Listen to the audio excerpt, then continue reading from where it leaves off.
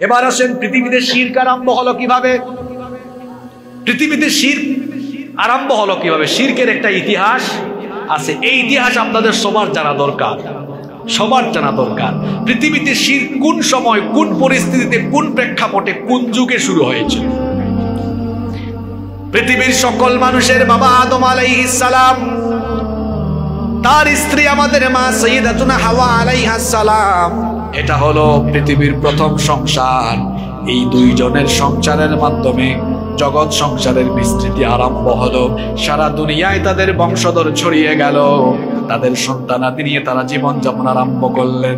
আদম আলাইহিস সালামের যে হায়াত ছিল 1000 বছরের হায়াত ছিল, এই 1000 বছর দুনিয়ায় কোনো শিরক ছিল?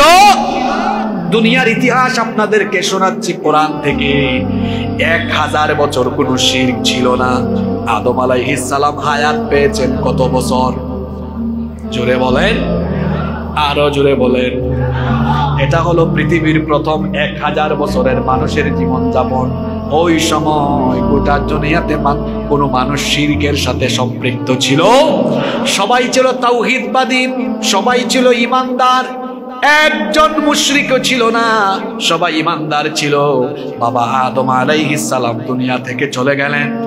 কোন মুফাসসির বলেছেন আদম নবী দুনিয়া থেকে যাওয়ার পরে নূহ নবী দুনিয়াতে আসার আগ পর্যন্ত মাঝখানে চলে গেছে আরো 1000 বছর। জুড়ে বলেন কত বছর? 10 শতাব্দী, অর্থাৎ 1000 বছর। এই যে এতগুলো সময় গেল, এই সময়ের ভেতরে দুনিয়ার ইতিহাসে শিরকের সূচনা হলো। আর শিরকের সূচনা শয়তানের ওয়াসওয়াসায় দুনিয়াতে আরম্ভ হয়েছিল। কেমনে আরম্ভ হয়েছিল সেটা আপনাদেরকে শোনাই। নূহ নবীকে আল্লাহ যে বংশের মধ্যে পাঠিয়েছেন, আদম আলাইহিস সালামের বংশটা তো আস্তে আস্তে বড় হয়েছে। যেমন আপনাকে বুঝাই, আপনার দাদার দাদা যিনি, তো দাদার দাদার ছেলে মেয়েদের যে লতা পাতা ডাল একদিকে আছে না, বহুদিকে গেছে। তো আদম আলাইহিস সালামের বংশ তো 1000 বছরে অনেক বড় হয়ে গিয়েছে, শাখা প্রশাখা অনেক। নূহ নবীকে আল্লাহ যে বংশের নবী বানিয়েছেন, নূহ নবী দুনিয়াতে আসার কয়েকশো বছর আগের ঘটনা। তার বংশের মধ্যে 5 জন আবেদ মানুষ ছিলেন। ওই বংশের তারা ছিলেন সবচাইতে শ্রেষ্ঠ নেককার ব্যক্তি। জুড়ে বলেন কয়জন? আরো জোরে বলেন কয়জন? ওই 5 জনের নাম কোরআনে কারিমে এসেছে।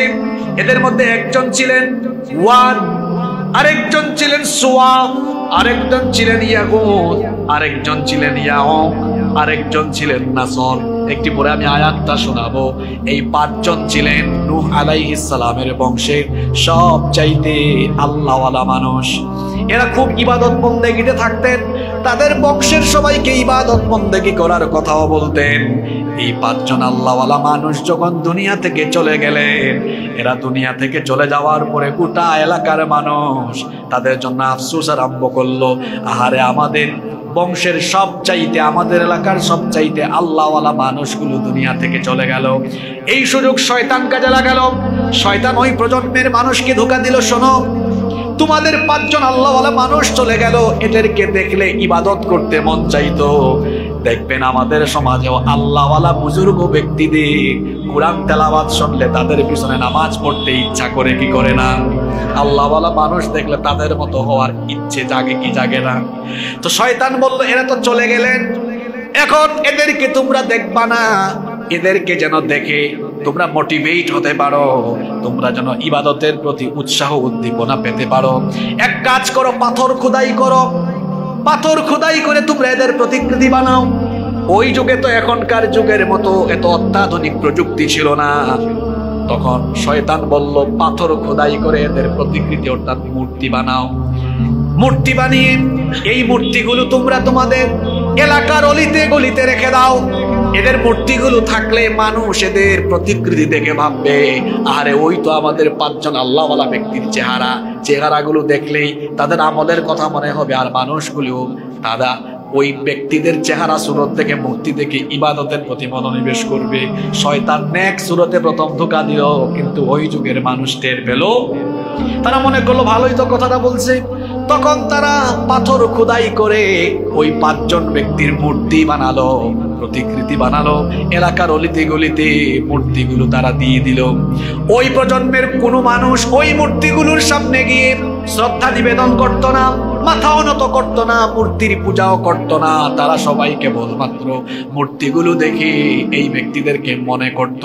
কিন্তু যারা এই মূর্তিগুলো বানিয়েছিল ওই প্রজন্মের মানুষ যখন দুনিয়া থেকে চলে গেল, নেক্সট জেনারেশন, পরবর্তী জেনারেশনকে শয়তান ধোঁকা দিল, তোমরা যে মূর্তিগুলো দেখো আসলে এরাই হচ্ছে তারা যাদের ইবাদত তোমাদের পূর্বপুরুষরা করত। এদের সামনে মাথা ঝুঁকাও, আল্লাহর কাছে সরাসরি যাইতে পারবা না, এদের কাছে যাও, এরা তোমাদের চাওয়া আল্লাহর কাছে পৌঁছায় দিবে।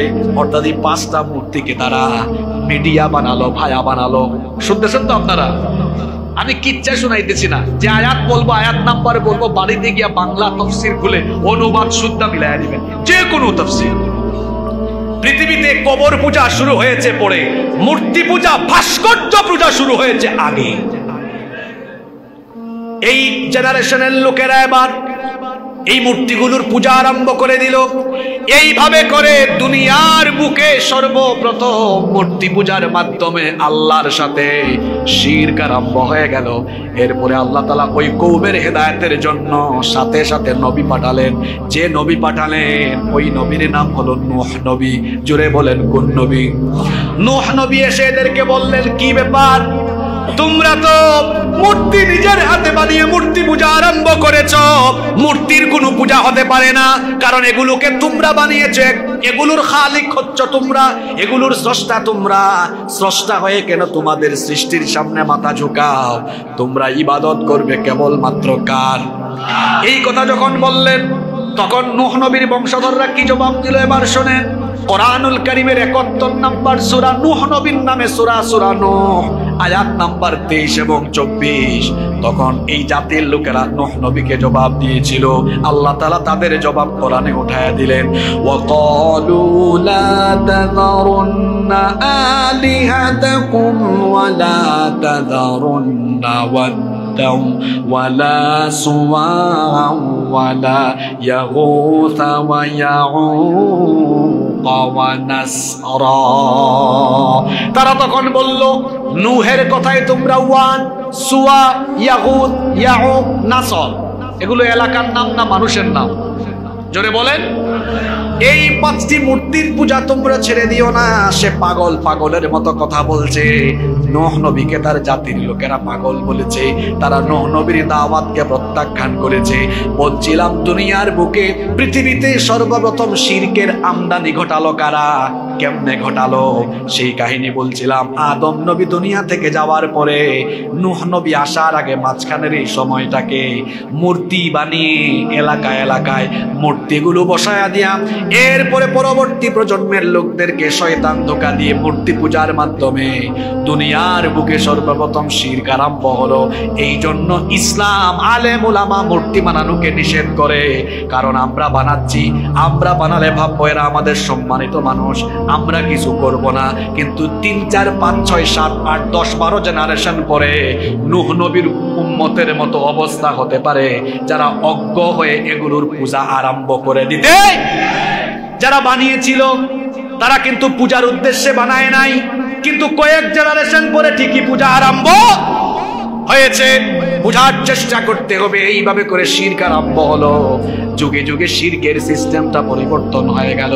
আমাদের জাতির পিতা ইব্রাহিম আলাইহিস সালামের সময়ে কোন লোকেরা তারকার পূজা করত, গাছের পূজা করত, কেউ কেউ মূর্তির পূজা করত।